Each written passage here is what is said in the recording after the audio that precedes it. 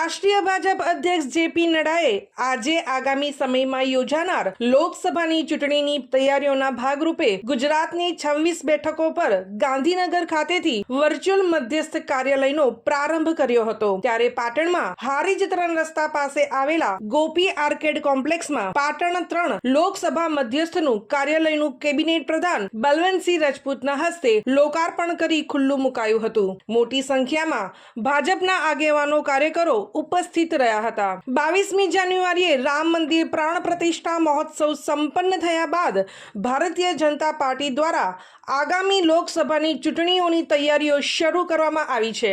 સમગ્ર દેશમાં યોજાનારી લોકસભાની ચૂંટણીને લઈને ભારતીય જનતા પાર્ટીએ મધ્યસ્થ કાર્યાલયો ખુલ્લા મૂકવાની શરૂઆત વડાપ્રધાન નરેન્દ્ર મોદીના હોમટાઉન ગુજરાતથી કરી છે।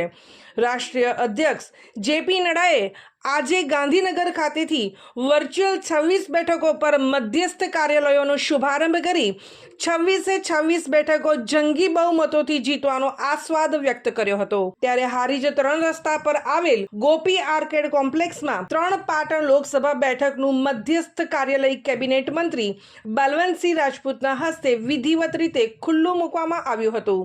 આ પ્રસંગે કેબિનેટ પ્રધાન બલવંતસિંહ રાજપૂતે જણાવ્યું હતું કે દેશની સૌથી મોટી રાજકીય પાર્ટી ભારતીય જનતા પાર્ટી છે। ઉમેદવાર નક્કી થયા પહેલા જ સમગ્ર રાજ્યમાં મધ્યસ્થ કાર્યાલયો શરૂ કરવાનું કામ ભાજપ જ કરી શકે છે।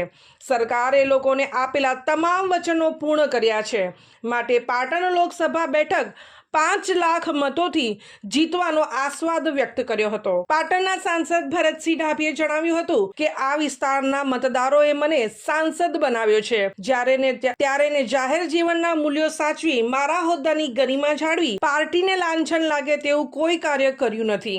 ભારતીય જનતા પાર્ટી મને ટિકિટ આપશે તો હું ચોક્કસ લડીશ। ટિકિટ નહીં મળે તો ઉમેદવાર જે કોઈ આવશે તેને જંગી મતોથી જીતાડવાનો આગળ રહીશ। મધ્યસ્થ કાર્યાલયના લોકાર્પણ પ્રસંગે રાજ્યસભાના સાંસદ બાબુભાઈ દેસાઈ, ભાજપ ઉપાધ્યક્ષ નંદાજી ઠાકોર, પાટણ લોકસભા બેઠકના ઇન્ચાર્જ અશોક જોશી, પૂર્વ ધારાસભ્ય દિલીપજી ઠાકોર, મહિલા આયોગના પૂર્વ સદસ્ય રાજુલબેન દેસાઈ, જિલ્લા ભાજપ પ્રમુખ દશરથજી ઠાકોર, ખેરાલુ ધારાસભ્ય સરદાર ચૌધરી સહિત ભાજપના આગેવાનો કાર્યકરો મોટી સંખ્યામાં ઉપસ્થિત રહ્યા હતા। Star news 7 Ahmedabad.